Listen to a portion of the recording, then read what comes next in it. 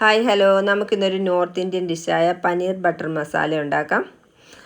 നമ്മളിപ്പം കടയിൽ നിന്നൊക്കെ വാങ്ങിക്കുവാണെങ്കിൽ ഇതിന് ഭയങ്കര റേറ്റാണ്. നമ്മൾ വീട്ടിൽ തന്നെ പ്രിപ്പയർ ചെയ്യുവാണെങ്കിൽ നമുക്ക് ഹെൽത്തി ആയിട്ട് പ്രിപ്പയർ ചെയ്യാനും പറ്റും, നമുക്ക് ആവശ്യാനുസരണം കഴിക്കുകയും ചെയ്യാം. അതിന് വേണ്ടിയിട്ട് നമ്മൾ മിൽമയുടെ പനീറാണ് എടുത്തിരിക്കുന്നത്. ഇത് നമ്മൾ സ്ക്വയർ ഷേപ്പിൽ തന്നെ കട്ട് ചെയ്താണ് കിട്ടുന്നത്. അപ്പോൾ നമ്മൾ പാനിലേക്ക് 1 ടേബിൾ സ്പൂൺ ഓയിൽ ഒഴിച്ചിട്ട് ഇതൊന്ന് ഫ്രൈ ചെയ്തെടുക്കണം.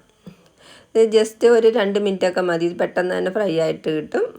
ജസ്റ്റ് ഒന്ന് കളർ മാറി വരുമ്പോഴത്തേക്ക് തിരിച്ചിട്ട് മറുവശവും കൂടെ ഒന്ന് മൊരിയിച്ചെടുക്കാം. ഇപ്പോൾ നമ്മളിങ്ങനെ ചെയ്യുവാണെങ്കിൽ നമ്മൾ ഇത് കറി വെക്കുന്ന സമയത്ത് പൊടിഞ്ഞു പോകത്തില്ല. നമ്മൾ കറിക്കകത്ത് കിടക്കുമ്പോഴത്തേക്ക് ഇതുപോലെ തന്നെ പീസാക്കിയിട്ട് തന്നെ എടുക്കാൻ പറ്റും. പിന്നെ നമ്മൾ വീഡിയോ ആദ്യമായിട്ട് കാണുന്നവരാണെങ്കിൽ ഒന്ന് സബ്സ്ക്രൈബ് ചെയ്യണേ. ഇപ്പോൾ നമ്മളെല്ലാം ഇങ്ങനെ തന്നെ ഫ്രൈ ആക്കി എടുത്തിട്ടുണ്ട്. നമ്മൾ വേറൊരു പാത്രത്തിലേക്ക് ഇത് മാറ്റുന്നുണ്ട്. പിന്നെ ബാക്കി ഓയിലിലേക്ക് നമ്മൾ 1 ടേബിൾ സ്പൂൺ നെയ്യ് ഒഴിക്കുന്നുണ്ട്, അല്ലെങ്കിൽ ബട്ടർ വേണമെങ്കിൽ ചേർക്കാം. പിന്നെ അതിലേക്ക് 1/2 ടീസ്പൂണ് നല്ല ജീരകം അല്ലെങ്കിൽ ചെറിയ ജീരകം ചേർക്കാം.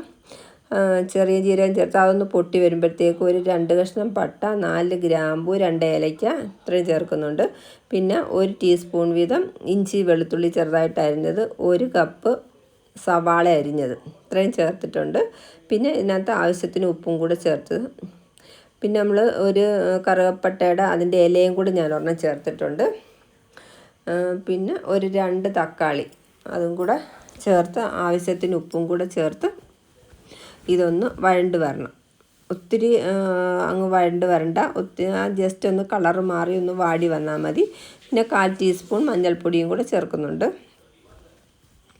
ചേർത്ത് ഇതൊന്ന് ഇളക്കി ഒന്ന് വഴണ്ട് വരുമ്പോഴത്തേക്ക് ഒന്ന് വാടി വരുമ്പോഴത്തേക്ക് നമുക്ക് ഫ്ലെയിം ഓഫ് ചെയ്യാം. നമ്മൾ നേരത്തെ ഒരു 4 വറ്റൽമുളക് കുതിർക്കാൻ വെച്ചിട്ടുണ്ടായിരുന്നു, ഒരു ചൂടുവെള്ളത്തിൽ സോക്ക് ചെയ്ത് വെച്ചിട്ടുണ്ടായിരുന്നു. അത് കുതിർന്നിരിപ്പുണ്ട്. അപ്പോൾ അതും കൂടി ഇതിൻ്റെ കൂടെ ചേർത്ത് അരയ്ക്കാം. പാണ്ടിമുളകാണ് എടുത്തിരിക്കുന്നത്, അപ്പം അത്യാവശ്യം നല്ല എരിയുള്ള മുളകാണിത്. അതുകൊണ്ട് 4 എണ്ണം അത് എടുത്തിട്ടുണ്ട്. അതും കൂടെ ചേർത്ത് ഇതൊന്ന് പേസ്റ്റ് പോലെ അരച്ചെടുക്കാം. പിന്നെ നമ്മൾ അതേ പാനിൽ തന്നെ ഒരു 1.5 ടേബിൾ സ്പൂൺ ബട്ടർ ചേർക്കുന്നുണ്ട്. അപ്പം ബട്ടറിലേക്ക് 1 ടീസ്പൂൺ മുളക് പൊടി, 1/2 ടീസ്പൂൺ ഗരം മസാല, 1/4 ടീസ്പൂൺ മഞ്ഞൾപ്പൊടി ഇത്രയും ചേർക്കുന്നുണ്ട്. ഇതെല്ലാം നമ്മൾ ആ അരച്ചതിനകത്തിലും ഇതൊക്കെ ചേർക്കുന്നതുകൊണ്ട് കുറച്ചെടുത്താൽ മതി.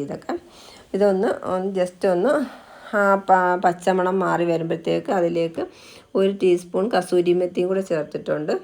പിന്നെ നമ്മൾ ഈ അരച്ച പേസ്റ്റും കൂടെ അതിൻ്റെ കൂടെ ചേർത്ത് 1 ഗ്ലാസ് വെള്ളവും കൂടെ ചേർത്ത് ഇതൊന്ന് കഴുകി അതും കൂടെ ചേർക്കുന്നുണ്ട്. ചേർത്തിതെല്ലാം കൂടെ ഒന്ന് ഇളക്കി ഹൈ ഫ്ലെയിമിൽ വെച്ചിട്ട് ഇതൊന്ന് തിളച്ച് വരണം. ഒന്ന് തിള വരുമ്പോഴത്തേക്ക് നമുക്ക് ഈ ഫ്രൈ ചെയ്ത് വെച്ചിരിക്കുന്ന പനീറും കൂടി ഇതിൻ്റെ കൂടെ ചേർക്കണം. അപ്പം പകുതി പനീറെ ഞാൻ ആദ്യം എടുത്തിട്ടുള്ളായിരുന്നു, പിന്നെ ഞാൻ പകുതിയും കൂടെ പെട്ടെന്ന് ഫ്രൈ ആക്കി എടുത്തിട്ടുണ്ട്. അതും കൂടെ ചേർത്ത് ഒന്ന് ഇളക്കി ഒന്ന് തിളച്ച് വരണം. പിന്നെ നമ്മൾ ഒരു 10-15 കശുവണ്ടിപ്പരിപ്പും കൂടെ നമ്മൾ കുതിർക്കാനിട്ടിട്ടുണ്ടായിരുന്നു, ഒരു ചെറിയ ചൂടുവെള്ളത്തിലിട്ട് വെച്ചിട്ടുണ്ടായിരുന്നു. അതെല്ലാം കുതിർന്ന് വന്നിട്ടുണ്ട്. അത് നമുക്ക് അരച്ച് നല്ല പേസ്റ്റ് പോലെ അരച്ചെടുക്കണം. അതും കൂടെ നമ്മൾ ഇതിൻ്റെ കൂടെ ചേർക്കണം. അതും കൂടെ ചേർക്കുമ്പോഴത്തേക്ക് ഇതിൻ്റെ ഗ്രേവി നല്ല തിക്കായിട്ട് വന്നിട്ടുണ്ട്. പിന്നെ നമുക്ക് ഇതിലേക്ക് 1 കഷ്ണം ബട്ടറും കൂടെ ചേർക്കുന്നുണ്ട്. ബട്ടർ പെട്ടെന്ന് ഇപ്പം നല്ല ചൂടുള്ളതുകൊണ്ട് പെട്ടെന്ന് തന്നെ ഇതിനകത്ത് അങ്ങ് മെൽറ്റായി കിട്ടും ബട്ടർ. പിന്നെ ലാസ്റ്റ് നമുക്ക് ആവശ്യത്തിന് മല്ലിയിലയും കൂടെ ചേർക്കണം. മല്ലിയിലയും കൂടെ ചേർത്ത് ഒന്ന് ഇളക്കി നല്ല തിക്ക് ഗ്രേവി ആയിട്ട് വന്നിട്ടുണ്ട് ഇപ്പം.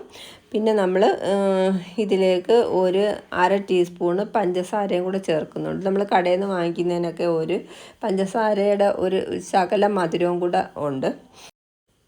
ആ പഞ്ചസാരയും കൂടെ ചേർത്താലേ അതിൻ്റെ കറക്റ്റ് ടേസ്റ്റ് കിട്ടത്തുള്ളൂ. അപ്പം അങ്ങനെ പനീർ ബട്ടർ മസാല റെഡി ആയിട്ടുണ്ട്. എല്ലാവരും ട്രൈ ചെയ്ത് നോക്കണം. അപ്പോൾ അടുത്ത വീഡിയോ ആയിട്ട് വീണ്ടും കാണാം. Okay, thank you for watching.